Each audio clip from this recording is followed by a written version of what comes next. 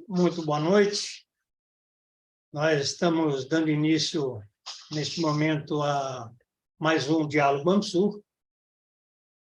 Hoje a gente vai abordar um tema que começa a ser bastante relevante, né, no novo governo federal, que diz respeito à necessidade de começar a enfrentar os desmontes que foram feitos no Brasil em termos de quase que de projeto de país, né, na questão do desenvolvimento. Desenvolvimento não é apenas desenvolvimento econômico, não é somente crescimento. Desenvolvimento é muito mais amplo do que isso. Nós temos hoje já o anúncio de uma série de posturas, né, relacionadas ao processo de reindustrialização, à questão ambiental, à questão climática. Temos várias questões sendo abordadas. Uma das questões que também tem sido anunciada é a da primeira fase da reforma tributária. Então, nós estamos hoje aqui com uma conversa fundamentalmente em torno do tema desenvolvimento, que será abordada em duas falas. A primeira fala do Pedro Paulo Bastos. Pedro Paulo Bastos é professor da Unicamp, e que vai enfrentar de maneira mais abrangente o tema do desenvolvimento. E uma fala também do Nelson Machado, que foi ministro da Previdência, ministro do Planejamento, foi secretário executivo do Ministério da Fazenda, né, e que é do Instituto Cidadania Fiscal, instituto esse do qual participa também, ou participava, pelo menos até bem recentemente, Bernardo Api, que hoje é secretário para a reforma tributária, né, e são coautores de algumas das propostas que andaram tramitando, e que inclusive tramitam, né, no Congresso Nacional em torno da reforma tributária. Eu não sei, não estou acompanhando muito de perto se já há avanços dentro do atual governo nessa direção, mas é com esse horizonte que a gente vai trabalhar hoje. Eu vou pedir, então, para a abertura dos nossos trabalhos, eu vou pedir que faça a abertura o presidente do Instituto Sul, Vicente Trevas, né, dando boas-vindas a todos os participantes aqui do nosso debate e a quem nos assiste também. E vou pedir a quem nos assiste pelo YouTube que se inscrevam em nosso canal, o canal Instituto AMSUR, e que deem o like, né, com o like sobre a atividade, sobre o próprio link do YouTube, a gente amplifica a penetração de nossos trabalhos. Esses trabalhos estão sendo gravados, a gente tem buscado que a gravação e excertos dele atinjam atores dentro do próprio governo federal, né, buscando ampliar a massa crítica em torno dos temas mais estratégicos com os quais a gente vem trabalhando. Então, Vicente, por favor, com você para dar início. Muito boa noite à nossa comunidade de diálogos, né? Nós estamos reiniciando o ano, essa é a segunda edição do Diálogos AMSUR 2023, e num momento muito intenso, né? Muito intenso, e um momento que pede muita lucidez da nossa parte, né? E mais do que uma lucidez, uma capacidade de perceber ainda em movimentos iniciais tendência subjacente a esses movimentos. Portanto, é um ato de uma reflexão de inteligência política, né, que temos de exercitar. E mais ainda, e a conjuntura do país, né, está impondo isso, né? Porque cada tema, cada pauta, cada agenda que possamos abordar, ela dialoga com três grandes questões talvez 4 questões, 3, 4 questões, que vão perpassar a dinâmica do país, né? Uma primeira questão é a defesa da democracia, né, e a contenção, né, de uma tendência fascista, golpista, que, embora derrotada conjunturalmente, permanece na sociedade. E, portanto, teremos certamente novos capítulos de resistência autoritária e, ao mesmo tempo, somos obrigados a fazer ofensivas no sentido de consolidar nossa democracia, né? Esse é um primeiro eixo que perpassa as nossas vidas nesse início de ano, né? O segundo é o governo Lula. É o governo Lula, né?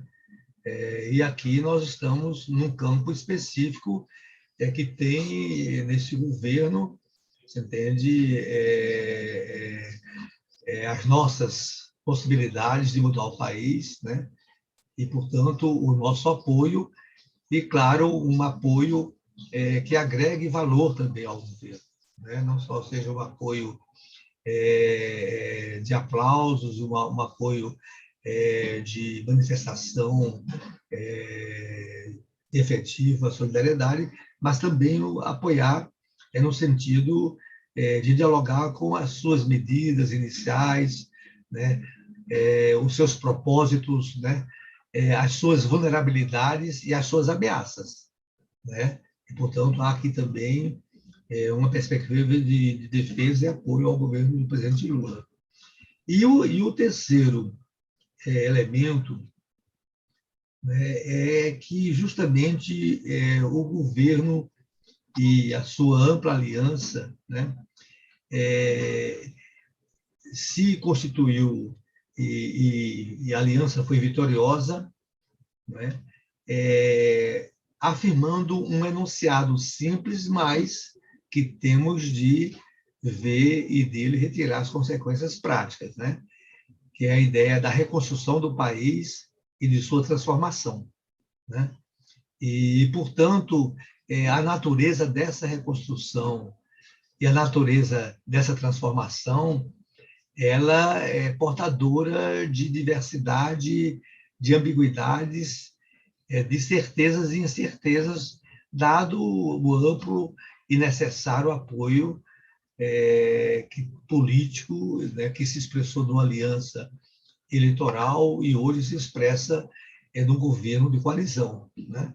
Portanto, e evidentemente o quarto ponto aí seria a nossa compreensão do contexto macro geopolítico, né? E também do contexto geopolítico regional, né? E hoje nós já vivemos um capítulo importante, porque o conjunto de decretos foram assinados, né? Um conjunto de agendas foram propostas, essas moedas de troca, né? Enfim, e um conjunto de, né, de enunciados que estão tanto na declaração conjunta dos dois presidentes, quanto, né, nos decretos e nos acordos de cooperação, o protocolo de intenções firmado pelos ministros dos nossos respectivos países, Argentina e o Brasil, né? Então, desse grande contexto que a gente vai colocar essa indagação feita pelo Grandado, né? E aí nós temos, veja, a felicidade, né?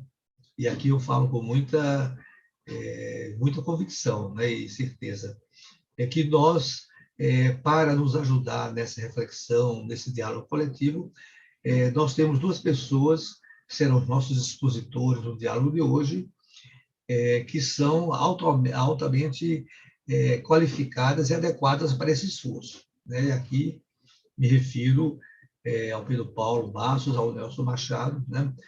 Que, além de especialistas, né, são quadros políticos, né, são gestores e, no caso do Nelson Machado, foi um grande operador, né, em várias frentes desse primeiro ciclo dos governos do presidente Lula e da presidente Dilma, né, mas principalmente do presidente Lula. Então, nós estamos muito felizes, viu, Pedro e Nelson, de contar com a presença de vocês né, e de todos os nossos parceiros, porque aqui é um diálogo e, portanto, a reflexão de cada um vai agregar valor, né, vai trazer indagações pertinentes para que possamos aí ter uma percepção mais consistente, mais atenta, mais minuciosa desse processo em curso, né? Então, muito obrigado a todos, mas em particular ao Nelson e ao Pedro, e devolvo a condição dos trabalhos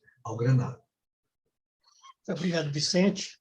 Bom, então eu vou passar já para o Pedro Paulo fazer a primeira fala, né? A conversa que eu tive com ele antes, até tinha levantado o porquê, qual a oportunidade, né, que nos leva a esse debate.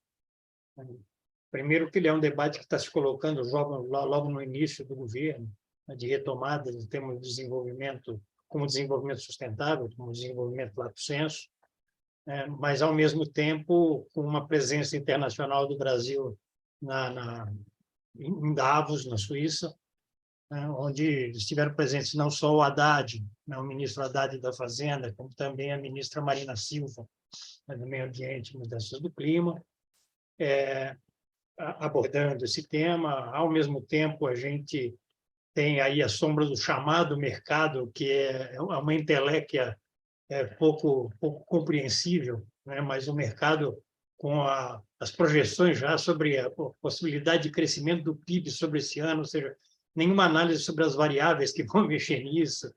Está se falando em crescimento de 0,7%, eu não sei do que, sobre que base, quais são as variáveis que estão sendo analisadas, enfim.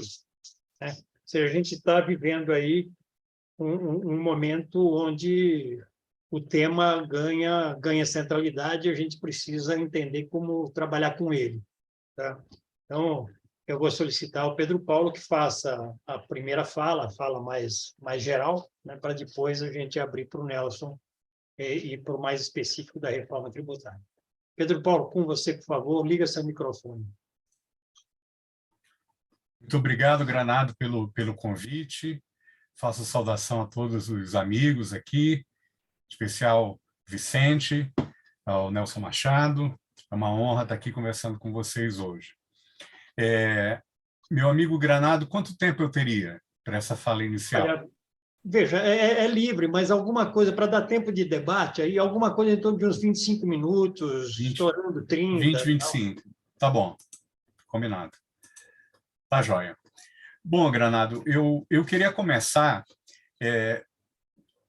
tentando fazer um panorama geral do que seria a grande diferença do contexto que a gente experimentou ali no primeiro mandato, no segundo mandato do governo Lula, do primeiro governo Lula, e o contexto que a gente experimenta agora, né?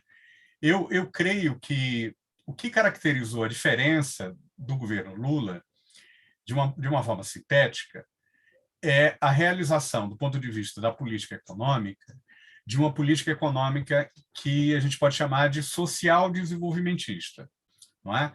No sentido em que ela combinava uma ampliação dos gastos sociais, com uma intenção muito clara de eliminar a fome e reduzir fortemente a pobreza, não é? Mas também ampliando muito o acesso a bens públicos e orientando esse acesso a bens públicos também, conferindo a ele uma natureza de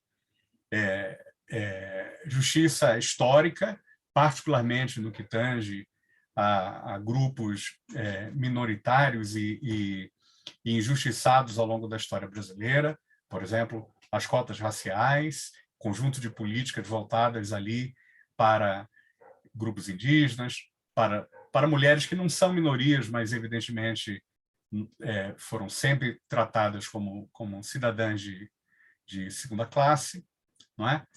E políticas orientadas também para a questão do trabalho, né? Um esforço muito grande de formalização do trabalho, de ampliação dos direitos, de ampliação do salário mínimo e dos salários em geral, mas, sobretudo, uma ampliação do salário mínimo, não é? E isso era combinado com um conjunto de políticas que buscavam recuperar o investimento público, não é? Particularmente das empresas estatais, mas não apenas das empresas estatais, evidentemente, né? Também o investimento da administração direta ali por volta de 2007 foi muito, muito estimulado por conta, como todos sabem, o Programa de Aceleração do Crescimento, o PAC, não é? Então, tanto do ponto de vista social, tem muito mais, digamos, intensidade nas políticas, e muito mais universais também, inclusive Bolsa Família é muito mais universal do que as políticas de transferência de renda do governo Fernando Henrique, Bolsa Escola, etc., mas não pode ser considerado de maneira nenhuma um governo que realizasse uma política, o governo Lula, social-liberal, como alguns intelectuais da esquerda, da esquerda não petista, né, buscaram caracterizar. Não, era um governo social desenvolvimentista no sentido de recuperar essa capacidade de realização de investimentos por parte do Estado. Não é? Agora, também é verdade que essa política social desenvolvimentista foi realizada dentro de um arcabouço regulatório e de uma forma de Estado que tinha sido criada nos governos anteriores, e particularmente no governo Fernando Henrique, com um conjunto de reformas constitucionais e infraconstitucionais, não é? E que criaram, de certo modo, um Estado neoliberal. E, ao mesmo tempo, dentro de uma inserção internacional, que também foi herdada da década de 90, caracterizada pela dependência comercial e financeira e por um quadro regulatório de reformas neoliberais também dos fluxos de investimento e de comércio, digamos, já recebendo o movimento de desindustrialização, ou pelo menos de especialização regressiva da indústria de transformação, que foi revertido parcialmente até 2008, mas depois continuou sendo agravado, não é? Já depois da grande crise financeira de 2008, ao longo do governo Dilma. Não é? Ainda assim, a despeito de um arcabouço fiscal que a gente pode discutir melhor depois, né, que tem várias camadas, tem desde da regra de ouro, a lei de responsabilidade fiscal, a LOA, em geral, prevendo ali um superávit primário, não é? Vinculado ali ao regime de metas de inflação, não é? Na medida em que, eventualmente, uma desvalorização cambial levava a uma elevação da taxa de juros, isso gerava um certo impacto sobre a dinâmica, a trajetória da dívida pública e a política econômica que foi criada lá, aquele tripé, como era chamado, não é? Previa superávites primários e com uma baixa capacidade de realização de políticas anticíclicas, em parte por conta da necessidade de estar sempre contingenciando o orçamento em função ali das variações das receitas, dos resultados fiscais, bimestralmente. Não é? A despeito disso, foi possível realizar uma política que elevou ali o gasto social em 2,6% do PIB, ampliou o investimento um pouco menos, o investimento da administração direta 0,5%, se você pegar a administração indireta mais 0,6%, né? Foi possível realizar isso a despeito desse arcabouço que tinha sido herdado, que eu posso dizer que é uma forma de Estado neoliberal. Não é? Em parte porque ocorreu um grande crescimento da arrecadação ao longo de todo o período. Não é? E, em média, isso permitiu, uma arrecadação que cresceu ali pouco abaixo de 5%. Na média também, o crescimento do gasto foi um pouco acima de 5% na média do período. Então, o gasto público está crescendo, digamos, anualmente 5% ao ano, na média, não é? Por conta desse crescimento da arrecadação. Mas esse arcabouço dificultava muito a realização de uma política anticíclica, a ponto de que, quando a arrecadação caiu, a partir de 2013, 2014, não é?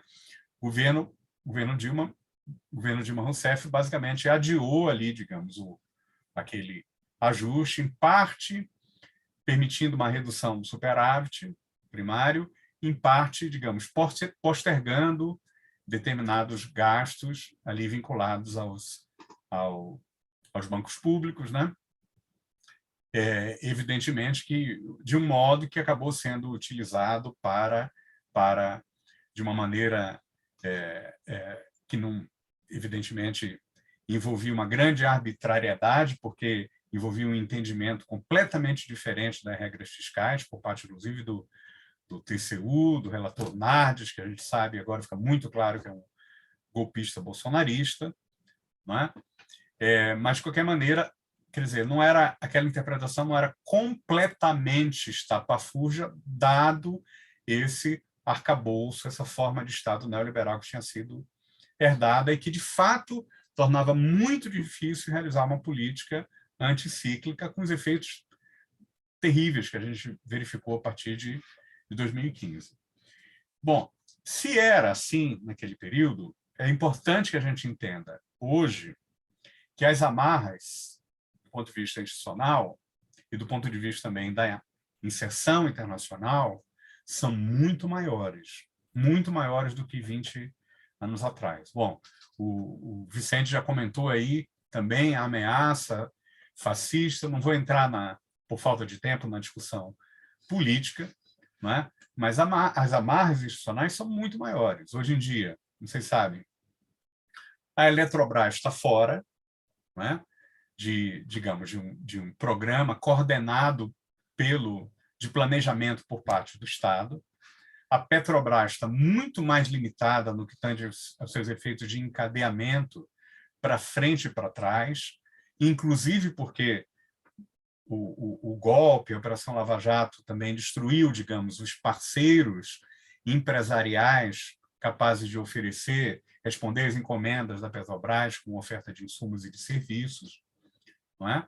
Mas também por um conjunto de alterações das formas de governança e da administração, inclusive, dos recursos da Petrobras, não é?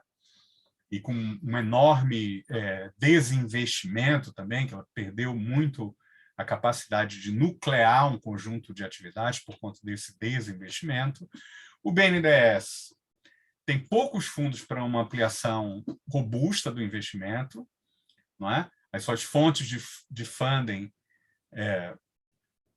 dificilmente serão recuperadas e, particularmente, ali a esperança de uma eventual grande capitalização por parte do Tesouro também não está no horizonte, não é? O Banco Central hoje é independente, então, pelo menos até final de 2024, ele vai operar uma política monetária provavelmente austera, né? A desindustrialização e o próprio arranjo ali empresarial das grandes empreiteiras, de certo investimento privado em insumos vinculados às demandas do complexo produtivo estatal, a desindustrialização avançou.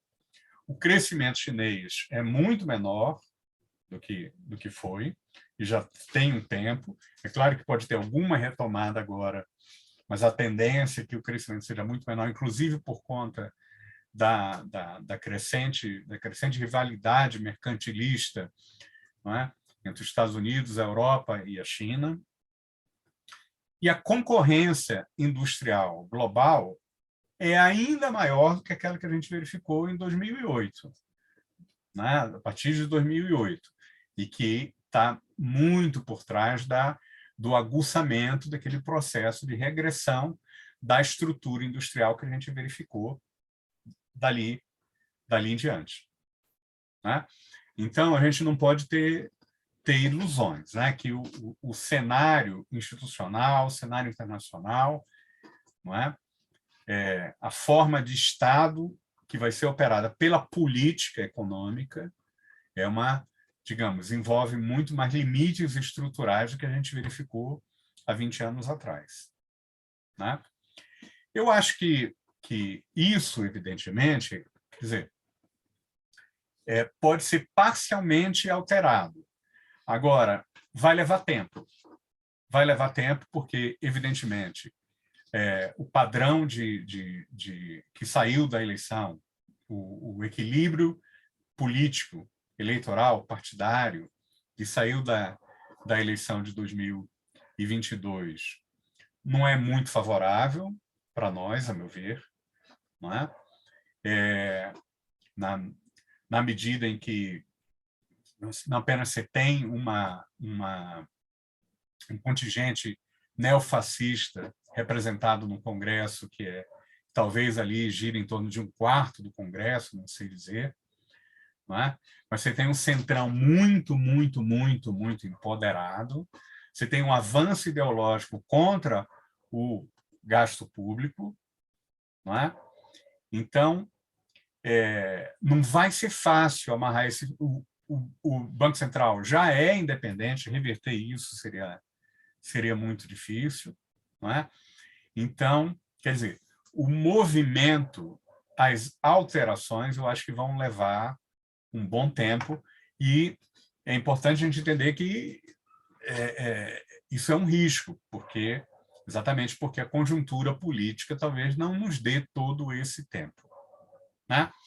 Uma diferença, digamos, que eu acho que é positiva, é o fato de que agora, digamos, a economia brasileira, o Brasil, o Lula, a Amazônia estão, digamos, no centro da discussão a respeito da transição verde em escala global, não é? E abre-se a possibilidade aí também de realização de um conjunto de investimentos vinculados a essa transição verde, né? Nós já discutimos isso aqui uma vez, eu não vou voltar a discutir o conjunto de investimentos ali que podem ser realizados, né? Inclusive parte deles capitaneados pela própria Petrobras, né?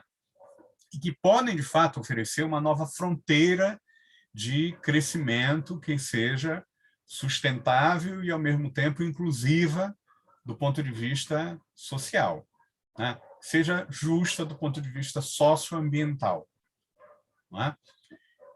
E essa oportunidade é fundamental, é importante entender que ela pode ser complementada com doações e recursos internacionais, a gente pode até discutir um pouquinho, digamos, quais são os limites aí para ampliação dos recursos do Fundo Amazônia, embora haja a possibilidade de ampliação dele, não é? Mas isso muito vai depender de investimento público, do investimento público, né?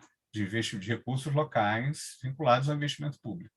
E no mundo inteiro há um conjunto imenso de programas industriais nos Estados Unidos, na China, na Europa, né, que contam com investimento público, porque essas economias estão lutando para controlar, no início, as novas trajetórias tecnológicas dessa economia sustentável.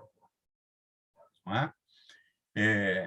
E a concorrência é imensa. É claro que, à luz dos conjuntos de limites ali que eu busquei apresentar, possibilidade do Estado brasileiro conduzir um processo que coloque o Brasil na liderança dessa transição é muito pequena, é muito baixa. Não podemos ter essa ilusão. Não é? No entanto, ao mesmo tempo, nós não podemos também nos contentar unicamente, digamos, como ofertantes de insumos, não é? de baixo valor agregado para esse processo. Não é? Quer dizer, digamos, para a produção de hidrogênio, não nos cabe apenas oferecer a água para o hidrogênio verde. Não é? É preciso também estar, digamos, realizando um esforço para ter um pedaço dessas trajetórias tecnológicas sendo realizadas aqui no Brasil. É claro que isso vai depender de negociação, do próprio potencial de crescimento do mercado brasileiro para atração de investimentos, com muita ação do governo para negociar, digamos, uma inserção, digamos, mais refinada nas cadeias produtivas que vão se constituir ao longo desse processo, né? Mas é preciso, necessariamente, ampliar o investimento público. Ampliar o investimento público. Não é? À luz disso, eu sei que vocês... O Granado falou falou comigo também que seria interessante falar um pouquinho sobre as iniciativas que já estão sendo realizadas pelo governo. Eu acho que, até agora, não é possível fazer uma avaliação, porque, claro, a gente tem 3 semanas apenas dos ministérios operando, mas estão ainda estabelecendo estudos, falando o que seriam os grandes projetos, mas ainda não começaram a executá-lo propriamente. Não é? A coisa que mais avançou, eu acho, até agora, é digamos, dito pacote anunciado no dia 12, se eu não me engano, 12 de janeiro, ou 13, pelo ministro Haddad. Não é? E eu acho que, digamos, muitos dos economistas de mercado elogiaram a proposta, embora, como esperado, disseram que essa proposta era uma proposta que ficava aquém do que eles esperavam. Então, aquela coisa, né, de você dar a mão e quer o braço, não é? Que já é esperado isso, evidentemente. Não é?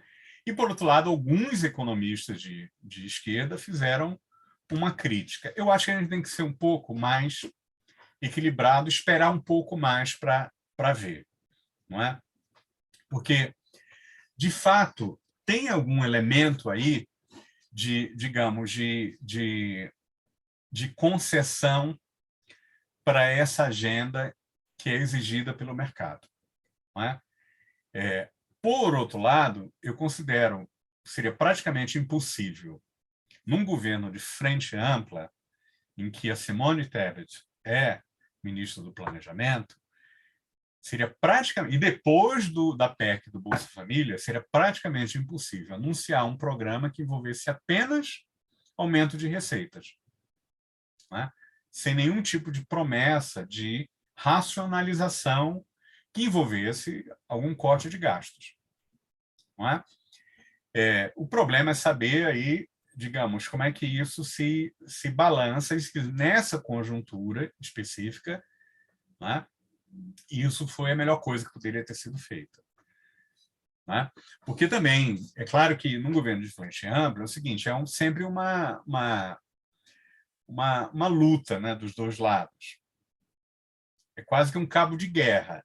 E é claro que se só o mercado puxar o cabo de guerra, não é?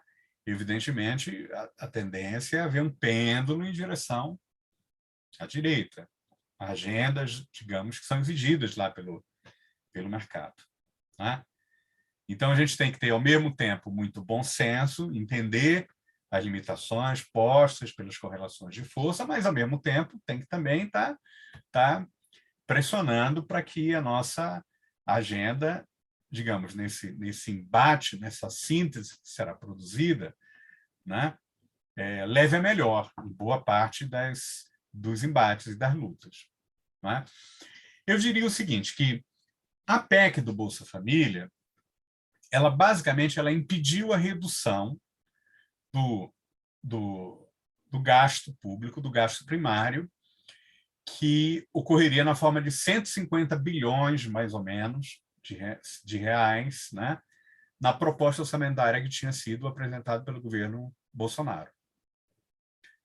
E o que ela conseguiu, com o orçamento que foi aprovado, lá no final de dezembro, é ampliar em 169 bilhões as despesas.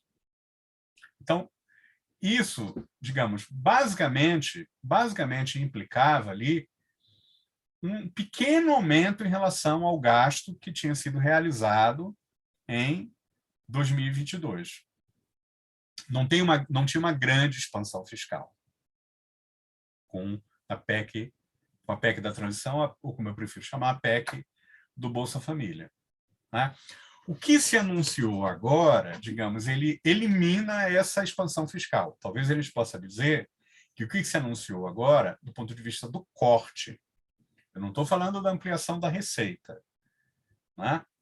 Porque os mecanismos de ampliação da receita que estão previstos ali, talvez muitos deles não tenham um impacto imediato sobre o gasto privado. Né? no sentido de que eles estão, por exemplo, estão combinados ali com um programa de ajuste, né, de renegociação de tributos. Então, pode ser que, digamos, você compense ali um aumento da receita com uma renegociação de quem, de fato, está apertado e que, eventualmente, sofreria com esse aumento das receitas que foi anunciado. Mas não estou falando disso, o aumento da receita, estou falando dos próprios cortes, porque os cortes estão sendo imaginados em torno a 50 bi, e isso, na prática, elimina o aumento do gasto que tinha sido conferido pela PEC da transição, né? A ideia é que seja 25 bi nesse ano apenas e 25 bi de modo permanente, com revisão de contratos e programas, né?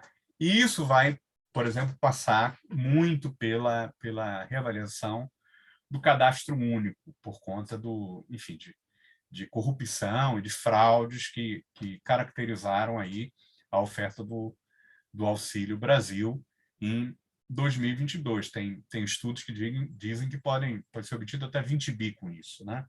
Talvez. Quanto aos outros 25 bi, a gente não sabe. Tem só, digamos, uma autorização para gastar a menos, mas não temos clareza ainda no que isso vai consistir. Então, é difícil avaliar agora se esse impacto, digamos, vai ter digamos, um impacto com multiplicador de estímulo do gasto muito grande. Porque o que eu posso dizer é que a PEC do Bolsa Família tinha um efeito multiplicador muito, muito favorável. Então, por hora, não dá para a gente dizer, meramente, digamos, avaliando os números, que a combinação entre PEC do Bolsa Família e esse pacote fiscal anunciado agora em janeiro, ele será contracionista. Não dá para dizer, embora esteja indicando uma redução do gasto de 2022 em relação a 2023. O Nelson pode me corrigir se eu tiver errado, né?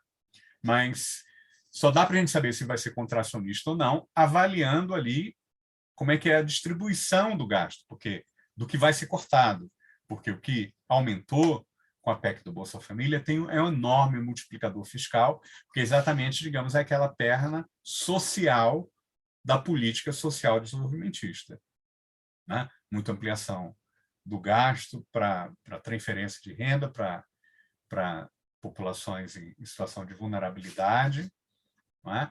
E ampliação do gasto em educação, saúde, em vários programas que aumentam o salário indireto de populações pobres que gastam praticamente tudo que eles recebem, né? Isso a gente vai ter que avaliar. O que eu acho que a curto prazo a gente deve fazer, já para concluir, estou concluindo aqui, Granado, primeiro, lutar, buscar influenciar para que haja uma ampliação real do salário mínimo e o quanto antes melhor. Por quê? Porque é claro que o salário mínimo tem um efeito sobre a previdência social, mas o salário mínimo tem um grande efeito multiplicador, porque quem recebe salário mínimo, seja pensão, aposentadoria ou empregado na ativa, praticamente gasta tudo o que recebe, não é? E a gente está passando por um processo de desaceleração econômica. Então, digamos, uma ampliação do salário mínimo, que tinha sido ali imaginado em torno de 6,8 bilhões, talvez um pouco mais, por conta do aumento ali do número de pensionistas no final de 2022, né? Mas se você comparar um corte de 50 por um aumento, sei lá, de 10 bilhões ou 12 bilhões, quem sabe, por conta do aumento do salário mínimo, não é? Você teria, digamos, um colchão para realizar esse gasto, que tem um enorme efeito multiplicador. Eu acho que seria uma enorme sinalização política, que o governo Lula não pode deixar de passar, não é?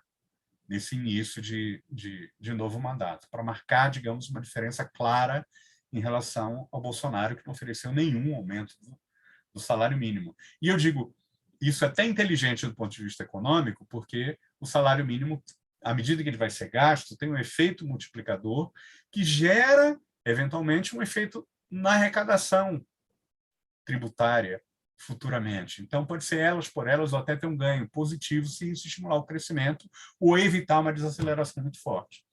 E a segunda coisa que eu acho que a gente vai ter que discutir muito, né? E aí eu já estou um pouco entrando na seara do Nelson, então vou parar por aqui, é discutir um novo regime fiscal. Eu acho que o Nelson vai discutir muito a questão tributária das receitas, mas que do ponto de vista do gasto, eu considero que deve oferecer um horizonte de ampliação do gasto de uma maneira sustentada, que seja também sustentável, claro, né? E que ofereça um horizonte de sustentação e estímulo da demanda efetiva, e que seja, ao mesmo tempo, anticiclo, mas não só anticiclo, que ofereça uma trajetória de crescimento do gasto, que seja conhecida e que ofereça, digamos, um horizonte para estimular o financiamento ou o investimento privado. E, é claro, eu acho que ele tem que ser muito financiado de modo muito progressivo, como vem dizendo o Lula, quer dizer, o presidente Lula, não apenas, digamos, que racionalize o sistema tributário, como as propostas que o Nelson encampa buscam fazer de um modo muito inteligente, não é? Mas também seja muito progressivo do ponto de vista da renda e da riqueza, porque isso vai aumentar muito o efeito multiplicador do gasto público e da arrecadação. E, é claro, esse novo regime fiscal não pode contar com a criminalização da política fiscal, caso não seja possível alcançar as metas por algum motivo em algum ano específico. Tá? Então, eu acho que a gente tem que, digamos, meu ver, lutar no curto prazo para o aumento do salário mínimo, no médio prazo, pensar em como é que vai ser essa reforma fiscal, do regime fiscal e também do regime tributário, imaginada ali a primeira parte da racionalização, primeiro semestre, a da progressividade para o segundo semestre, e, digamos, um médio prazo um pouco mais longo, pensar, ter um pensamento muito estratégico a respeito de como que a gente vai desmontar esse conjunto de amarras neoliberais que já vinham, digamos, desde os anos 90 e que foram muito aprofundadas desde o golpe de 2016 para cá. Então, nossa tarefa vai ser tudo menos fácil. Bom? Obrigado, Granado. Fico por aqui nesse primeiro momento. Muito obrigado, Pedro. Eu acho que você dá norte para as discussões que a gente está precisando ter, né? Eu acho que ele, inclusive, aponta para algumas das questões que a gente vai solicitar que o Nelson aprofunde. Nelson, eu queria passar para você, mas eu queria levantar, né, fazendo gancho com o que o Pedro colocou, que o tema fiscal e o tema tributário, ambos precisam ser vistos em termos de processo, né? Não é algo que vai surgir num único projeto, né, de emenda constitucional ou de uma emenda constitucional com alguns projetos de lei que aprofundem e tal, tem que ser entendida no tempo. Nós já vivemos aqui no Brasil várias experiências de proposta de reforma tributária, né, que vem navegando pelo Congresso há muitos anos já, e a gente morre na praia, né? São propostas que morrem na praia. E eu entendo que essa questão se dá porque não é fácil equacionar os diferentes aspectos que estão envolvidos no tema da reforma tributária e mesmo na questão fiscal. A reforma tributária ela precisa encarar o tema da justiça fiscal, justiça social fiscal, inclusive, porque os tributos indiretos prevalecem de maneira muito contundente sobre os impostos diretos, né, fazendo com que a carga tributária dos diferentes setores da população sejam muito diferenciados. Esse é um aspecto. Há um outro aspecto, que é o da competitividade da economia, ou seja, né, os tributos não podem ser descritos ou desenvolvidos em detrimento da competitividade, inclusive da competitividade internacional, né, da economia. Há um outro aspecto que diz respeito a nós temos um sistema excessivamente complexo, né, de muito difícil trato. Então, o tema da simplificação é importante, mas tem um quarto aspecto que eu acho que tem sido central nas dificuldades que a reforma tributária vem tendo no decorrer do tempo, que é o fato de que os tributos conformam, né, em seu somatório, conformam os recursos com os quais o ente público vai trabalhar. E nós vivemos num Estado federativo onde os tributos também são de caráter muito distinto em termos federativos, seja os impostos de alçada de cada ente federativo em particular, seja na questão das transferências, né? Mas a gente tem um sistema que é complexo. Por exemplo, quando a gente fala do IVA, né, não dá para esquecer que uma parte importantíssima dos tributos econômicos e que vem crescendo dizem respeito a tributos municipais, no caso do ISS. Enfim, são complexidades, né? O tema de deixar de tributar na origem para passar a tributar no destino, os tributos sobre consumo, eles geram problemas para os estados, ou seja, a questão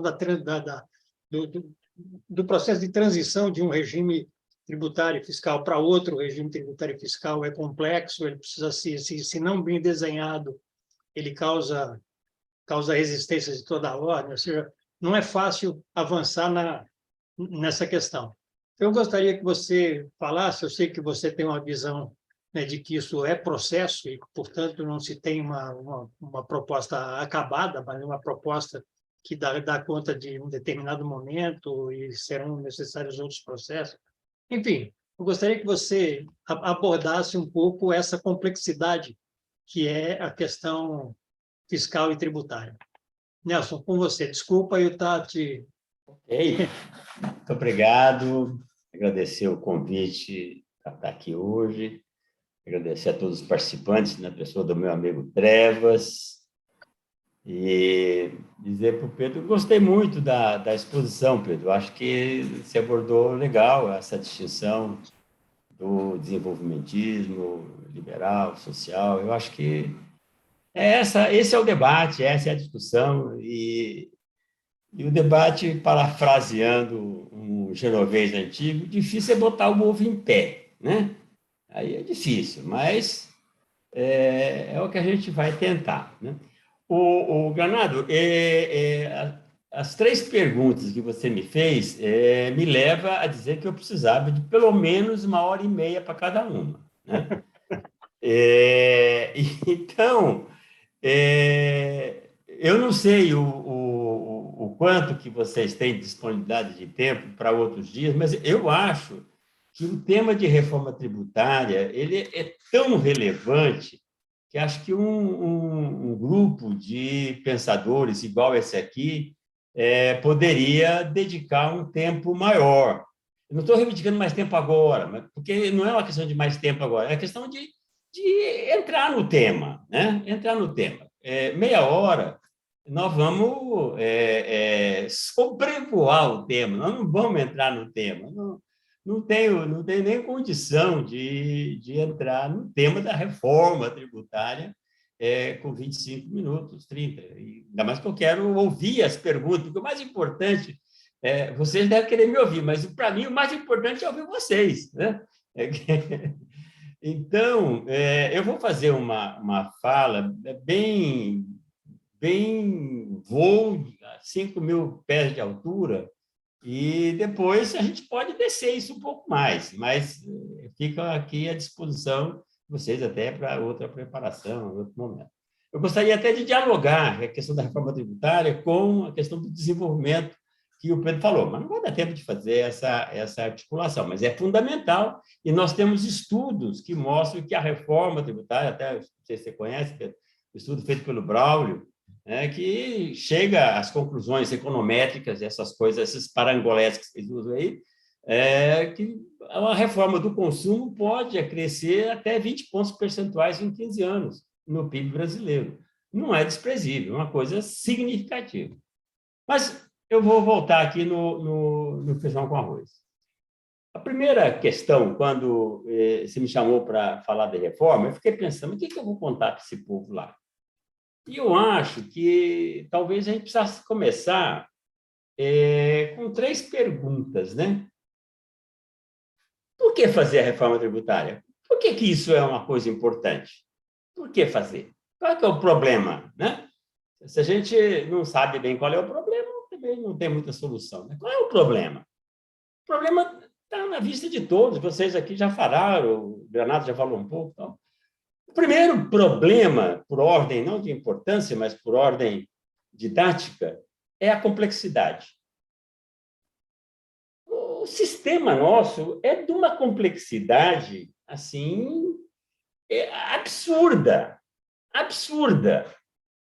Nós temos impostos sobre a base do consumo fraturado em 3 níveis federativos. Eu digo fraturado, porque a base tributária é una, é o consumo, como tem em todo o país do mundo. Tem um imposto sobre o consumo, um imposto sobre a propriedade, um imposto sobre a renda e uma contribuição sobre folha. É isso, não tem mais nada no mundo inteiro.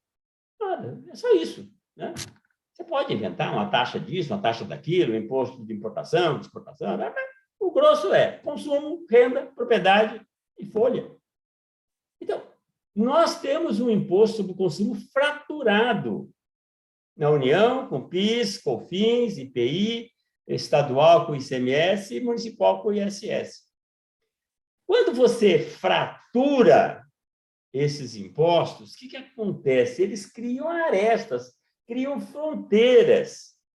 E a complexidade traz uma situação absurda, porque você acaba... Imagine uma empresa nacional que tenha que comerciar com os 27 estados, como estão aqui. Ele vai precisar conhecer os 27 regulamentos de ICMS. 27, um regulamento do ICMS, quando eu fiz o concurso na década de 80, era desse tamanhozinho, assim, eu até sabia meio de cor algumas coisas, tinha aqueles processos mínimos, são isentos, o que? Alface, almeirão, agrião, lá, esse negócio maluco. Hoje, você tem 5.000 páginas de regulamento de São Paulo, no mínimo. Se você somar com os 27 estados, você tem uma pilha de 4, 5 metros de altura. E se a empresa tiver que pagar ISS? Uma empresa que presta serviço, essas empresas modernas, que prestam serviço no país inteiro, elas têm que lidar com 5.570 legislações. Aí alguém pode dizer, não, mas elas são tudo muito parecidas. Isso é pior ainda, porque se fosse bem diferente, eu saberia bem as diferenças. Mas como elas são muito parecidas, o risco de eu trocar galho com bugalho é grande demais. Bom, daí deriva um segundo problema, simples, que é a litigiosidade. O nosso sistema é montado para ter litígio. Por quê? A legislação é complexa, aí eu preciso... passo para o contribuinte, para ele interpretar a legislação e lançar o seu tributo. E eu, Estado, vou conferir depois. E seguramente ele está errado. Eu não vi nada, mas ele está errado. Eu tenho certeza que ele errou. Porque é impossível acertar. É impossível acertar. Até com toda boa fé. Até com toda boa fé. Para ter uma ideia, gente, Pedro, tem um estudo, o pessoal do INSPER, tem até uma menina que trabalha com a gente também, trabalha lá, eles fazem pesquisa, tem algum som aberto em algum lugar aí.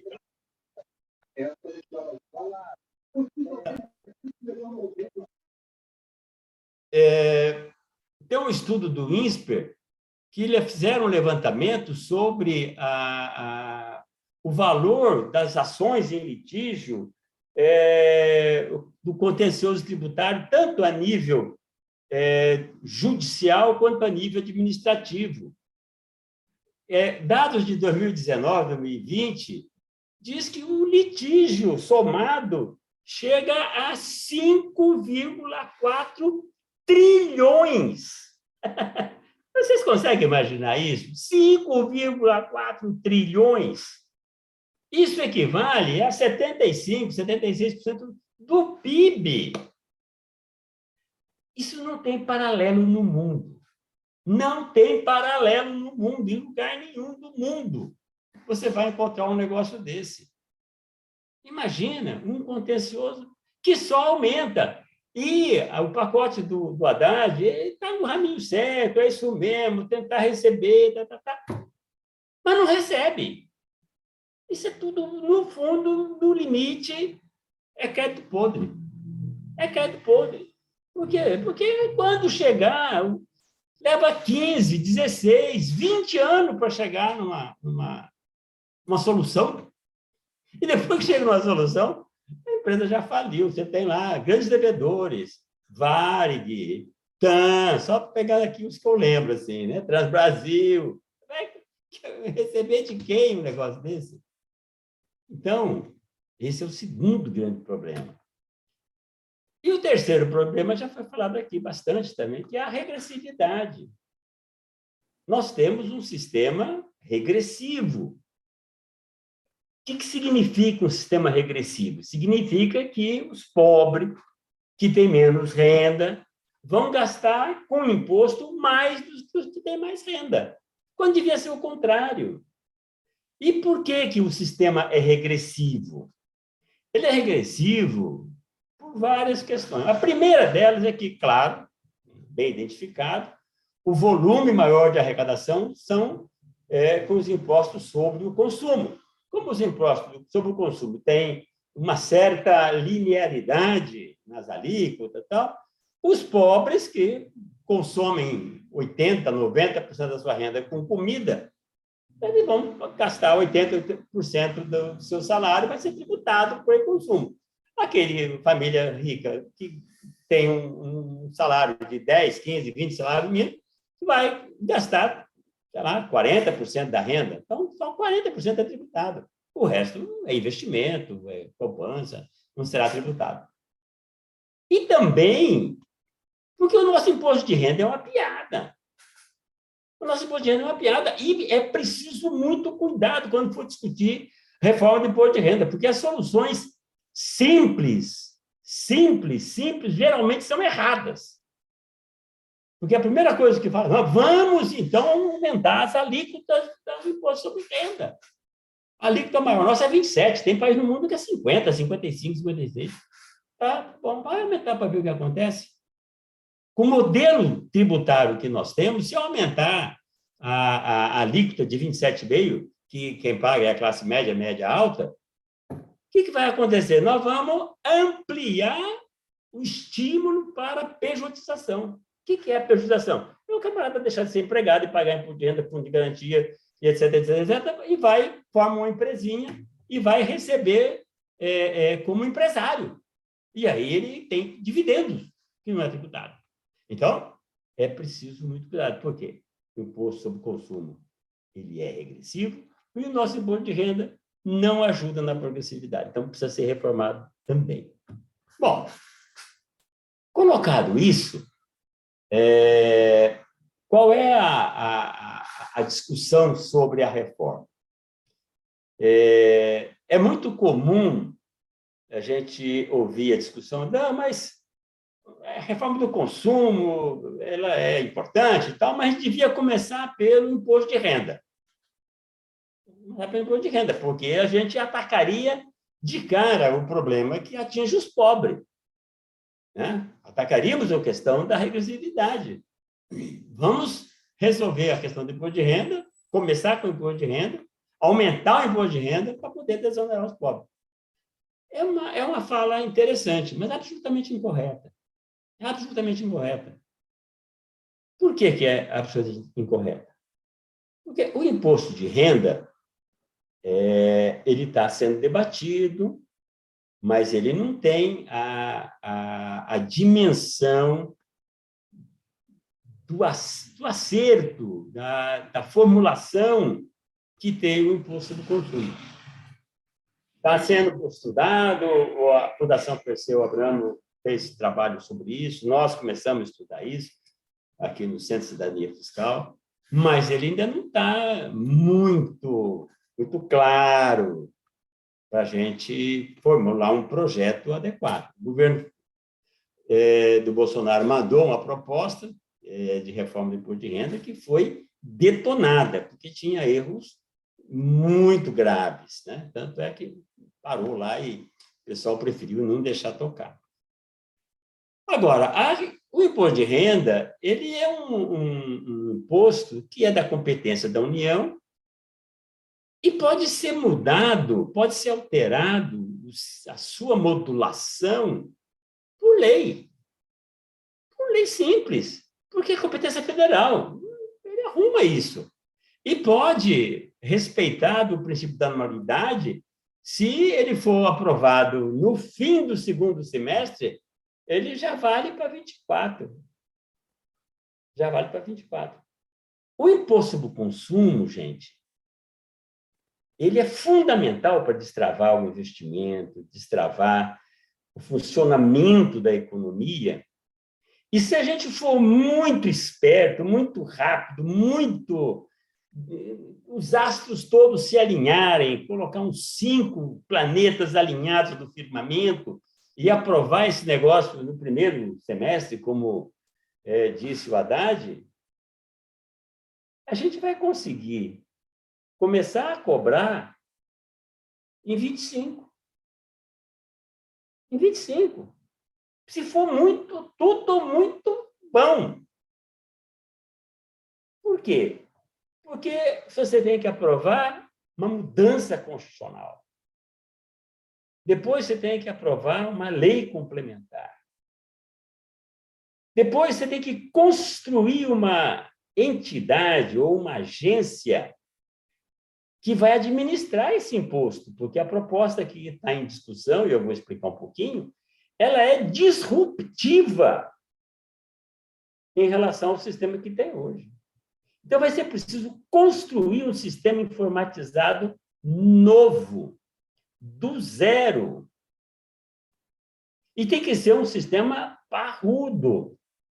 Nada é impossível de fazer. Você tem a Amazon, Mercado Livre, que vende para o mundo inteiro, tudo baseado no sistema eletrônico. Então, dá para fazer, tem tecnologia. Eu já fiz isso em São Paulo, quando os computadores eram com tela verde, né? Então, agora é bem mais fácil. Mas é um sistema... Alguém falou? Bem, a pessoa ligou e desligou o microfone. Ok. Então, é importante ter clareza disso. O imposto sobre o consumo, ele é estruturante da economia, ele destrava o investimento, mas ele não opera de cara. E isso que eu acho que seria relevante, viu, Granado Trevas, que coordena esse grupo aqui, se a gente pudesse um dia ter condição de colocar tudo que foi pensado. Nós estamos pensando nisso, um grupo grande, com auditores fiscais, com advogados tributaristas. Nós estamos pensando isso há 5 anos. Nós temos 20 e tantas notas técnicas, que deve dar quase 1000 páginas de escrito e pensamento sobre como resolver isso. Eu vou pincelar rapidamente algumas das características do imposto que nós estamos colocando. A proposta é criar um IVA, de verdade. Um IVA que tenha similaridade com os IVAs mais modernos do mundo, porque, sem querer fazer história da tributação, mas o IVA começa lá no mundo industrial, na década de 50, 60, e o Brasil é um dos primeiros a implantar em larga escala. E implantamos o IVA inicial, o IVA 0.0 lá. Hoje a gente podia dizer que estamos no IVA já 5.0, 4.0, porque mudou muito. E uma das questões... Nelson, só para quem não sabe, IVA é Imposto sobre Valor Adicionado. Obrigado. O uso do cachimbo, a gente com a boca torta. Então, falar em IVA parece que é uma coisa tão natural, mas obrigado, gente. Por favor, quando eu escorregar assim, me ajudem. Então, a ideia é construir um IVA e que tenha características que resolvam os problemas que nós temos hoje. Então, as características base, primeira, é ter base ampla de incidência. Ou seja, eu não vou ter um imposto que tributa mercadoria, um outro que tributa serviço, um outro que tributa direito, o outro que tributa as três coisas de maneira diferente. Um pega a pessoa física, o outro só pega a pessoa física. Gente, cada fronteira que você tem um litígio. Isso é uma coisa importantíssima. Cada fronteira. Porque quando você fala que isso é serviço, ele tem uma alíquota de 5% e o outro negócio é mercadoria, aí nós começamos a discutir o que é serviço e o que é mercadoria. Alguém consegue saber o que é serviço e o que é mercadoria? Na década de 50 eu sabia, mercadoria é aquele negócio que eu bato assim, faz barulho, né? Tem alguma coisa física, concreta. Agora, hoje, eu recebo um software que eu comprava num CD e levava para casa com cuidadinho, hoje baixa. Baixa de quem? Baixa no centro espírita aqui, porque eu não sei que diabo é isso. E aí nós vamos tributar o quê? Isso é mercadoria? Isso é serviço? Ah, se vier com a mídiazinha, é mercadoria. Se vier pela nuvem, gente, é um absurdo. É um absurdo. Então, as questões parecem piada. Assim, e isso tem exemplo no mundo inteiro aqui. Né? Aqui levou-se décadas para dizer se o negócio era sapato, se o croque era sapato ou era chinelo. Tem um exemplo clássico na Suprema Corte inglesa, que levou não sei quantos anos para decidir se o negócio era biscoito ou cake, tea cake, aquele bolinho para tomar com o chazinho deles lá. Levou anos para discutir, para decidir, porque um tinha uma tributação de 5, outro uma tributação de 10. Claro, cada um vai inventar a sua tese. Né? Então, base ampla. Por isso, nós precisamos juntar o ICMS, o ISS e o PIS/COFINS. Não tem saída, não tem jeito fácil. Ah, não, vou fazer um IVA, mas o ISS fica fora. Que graça tem isso? Não tem como. Os países mais modernos que fizeram IVA mais recente trabalham com a base ampla. Segundo, o imposto deve pertencer ao ente federativo do destino. Porque essa também é uma questão complicadíssima, que o Brasil é um dos poucos países do mundo que faz um IVA a nível subnacional. IVA a nível de estado. A nível de município. Aí, quando você... Tudo bem, você faz as operações, produz e vende no estado, está tudo certo, não tem problema nenhum. Mas quando você produz em São Paulo e vende para Minas Gerais, de quem que deveria ser o imposto?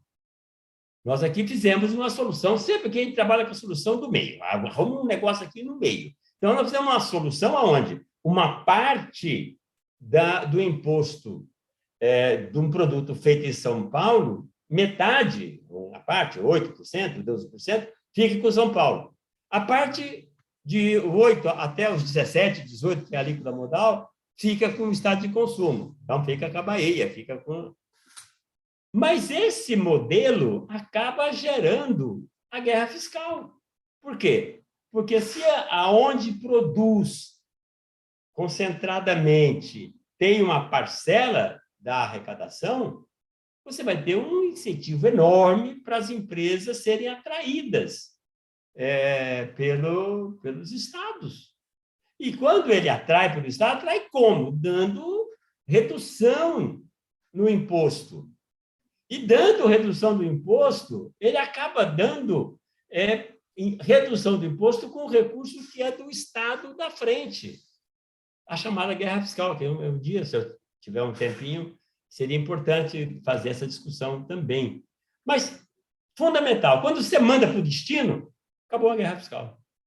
Por quê? Porque se ele quiser dar isenção, o Estado de São Paulo quer isentar, isenta para os seus cidadãos. Você não vai mexer com o cidadão de Minas Gerais, da Bahia e assim por diante. Terceiro aspecto, terceira característica é a não cumulatividade. Um IVA, ele se caracteriza pela não cumulatividade. Ou seja, Nesta etapa da cadeia produtiva, eu tenho a produção, eu agrego valor, eu cobro o imposto. Esse imposto é recolhido no primeiro elo da cadeia, na indústria, e ele vai para o elo seguinte e ele dá crédito no elo seguinte. Então, se eu fiz um produto aqui e vendi por 100 e ele vai com 20 de imposto, o atacadista recebe esses 20 de imposto, vai vender por 150, vai ter que pagar um pouco mais, mas ele aproveita o crédito anterior, ele só paga 10. E ele vai assim até que chega lá no último, o consumidor final, que não tem a menor ideia do que é isso, que compra o sapato depois que passou pela indústria, pelo atacadista, pelo varejista, etc. Ele compra o sapato, paga o imposto, não tem a menor ideia do quanto que ele pagou de imposto, mas ele está pagando imposto, e forte, e pesado. Né? Então, e o que acontece? Muitas vezes você tem impostos que vão se acumulando. O ISS, por exemplo. Você paga o ISS sobre um serviço que foi produzido, esse serviço incorpora no custo da indústria, que incorpora no preço do sapato, que não sei o quê. Foi um imposto junto. Ele não dá crédito, ele vai junto. Ele vai junto e encarece a mercadoria. Aí, quando você fala, não, mas a competição internacional, como? Como é que vai ser competição internacional? A indústria internacional, mas como é que vai competir se você está querendo exportar imposto? Não dá, a não ser que você tenha uma vantagem competitiva muito diferenciada, você não consegue exportar imposto. Pelo contrário, você reduz a tua capacidade de venda lá fora. Né? Então, esse imposto livre que nós estamos propondo, ele garante a não cumulatividade. E a garantia não cumulativa não é só reconhecer o crédito, é preciso que, quando o exportador, quando o investidor compra e faz o investimento ou faz a exportação, todo o imposto que veio nos elos da cadeia anterior precisa ser devolvido, porque senão ele está querendo, ele pode não ter imposto no último valor agregado que ele fez, mas todo o imposto que veio precisa ser devolvido. Os créditos acumulados nos estados, na União, é uma coisa fenomenal. Não chega nos 5 trilhões ali, não, mas, olha, vai muito bilhão aí. Vai muito bilhão aí. E não devolve. E não devolve por várias razões. A primeira dela, mais objetiva, é que o recurso entra no caixa, é receita do período em que entra, e a hora de devolver, o cara não tem caixa para ficar devolvendo. Então, não devolve. O único imposto que devolve aqui é o imposto de renda retido na fonte. Esse sempre devolveu, esse devolve. Mas o imposto sobre o consumo, ISS, ICMS, PIS e COFINS, devolve. Até porque, segundo aspecto, além de não ter dinheiro, esse crédito não é muito regular, porque grande parte desses créditos vem do estado vizinho, que deu incentivo fiscal, portanto, esse imposto não foi recolhido, e o estado aqui não reconhece. Então, ele junta a fome com a vontade de comer. Ele não quer pagar e não tem dinheiro. Então, ótimo, não paga.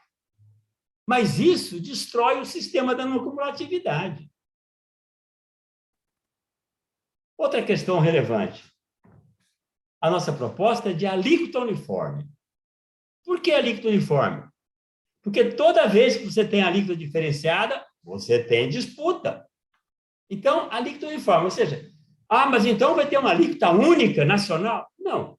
Vai ter uma alíquota uniforme dentro de cada território. Então, o estado de São Paulo tem alíquota de 19%, 20%. Tá bom, tudo é 20%. Minas quer fazer 18%? Pode fazer, não tem problema nenhum. Paraná quer fazer 22%? Tá bom, não tem problema nenhum. Pode fazer 22%. Mas a alíquota dentro do território é uniforme. Aí você acaba a complexidade e acaba a guerra fiscal. A outra característica é o cálculo por fora.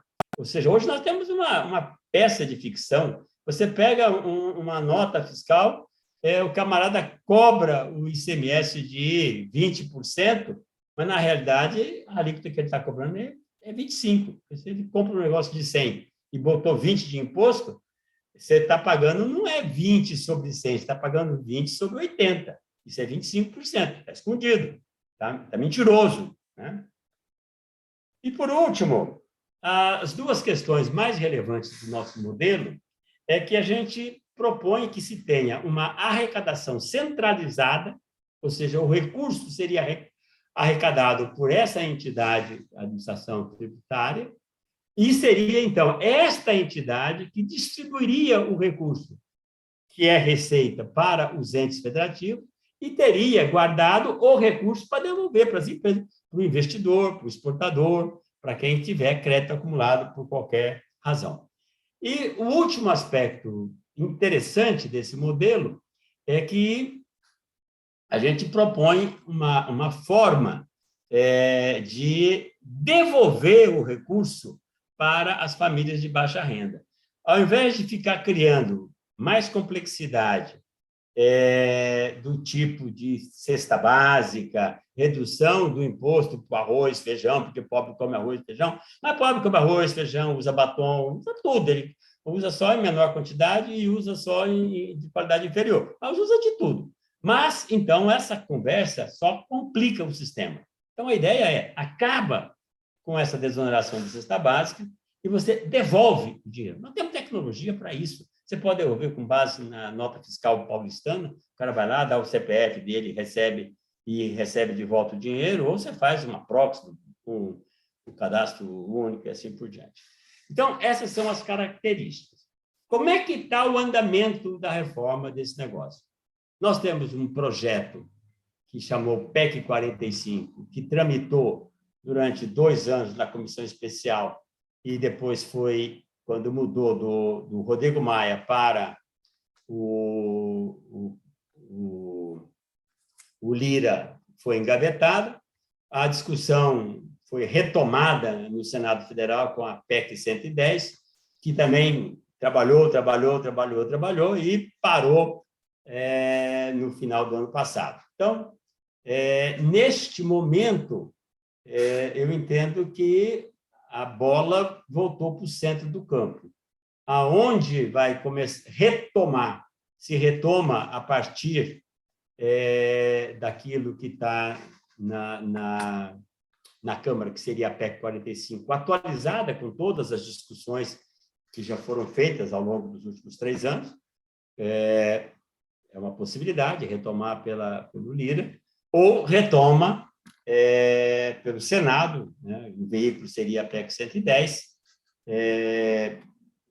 e depois também com os ajustes daquilo que foi alterado ao longo do tempo nas discussões. Então, é nesse momento que nós estamos vivendo, né? E o governo vai, em algum momento, definir qual é o caminho que ele vai optar. Faltaria aqui, Granado, um detalhamento maior do significado disso e uma análise política das resistências que se tem, as resistências setoriais, as resistências federativas. Tem um campo enorme de debate, mas eu vou deixar para as perguntas de vocês e, se for o caso, para uma próxima oportunidade. Vou parar por aqui. Muito obrigado. Muito obrigado, Nelson, muito obrigado mesmo. Eu acho que o debate de hoje mostrou que ele precisa de tempo, ele precisa de mais tempo. Acho que a gente pode pensar realmente em retomá-lo. Não sei, aí a gente depois conversa, né, eventualmente separar em 2 conversas distintas, né? A conversa sobre desenvolvimento mais lato sensu, a conversa sobre a questão das reformas tributária e fiscal, a questão do pacote, enfim. Mas a gente pensa isso depois, mas eu acho que a gente vai ter que voltar realmente ao tema. Vocês levantaram questões importantíssimas. Então, queria agradecer muito aos dois e queria já, então, passar para o Vicente fazer o encerramento final. Bom, encerramento sempre é final. Encerramento. Vicente, com você, por favor. Olha, agradecer e vamos estar juntos, né? Eu acho, nesse debate, né? E tentar incidir, né? Depois, até, um dos temas poderia ser o seguinte: essas ideias aqui, como é que elas rebatem no atual governo? Seria interessante a gente, né, E sabemos que tem pessoas abertas a essa discussão. Não tem um secretário especial da reforma tributária, você entende, né? Que faz parte aí de alguns times, entendeu? Depois também, né, o Paulo, Pedro Paulo aí, né, os seus colegas estão, né, como secretários também da parte da economia. Eu acho que a gente, né, era até bom a gente ter esse diálogo também, sentir isso, né, do ponto de vista da cadeira deles, porque a cadeira deles é cheia de pressão. A nossa é uma cadeira livre, eu saio a qualquer momento e sento, e lá é uma cadeiras pesadas, né? Então, mas, Samara, muito obrigado a todos também, e até uma próxima, o próximo diálogo nosso, né? Mas Até a gostei próxima. também, viu, Nelson, de que nós temos já ativos instalados para avançar, né? Quer dizer, pelo seu informe, e isso é importante, que já temos, né, premissas e ativos capazes de dar passos aí, né? Não é uma Com certeza. aventura, você entende? Não é mais o tempo de São João Batista, de anunciar a Boa Nova, mas é o tempo de São Paulo, construir aí, você entende? Pessoal, muito obrigado aí, boa noite a todos. Obrigado. Né? Ok, boa noite.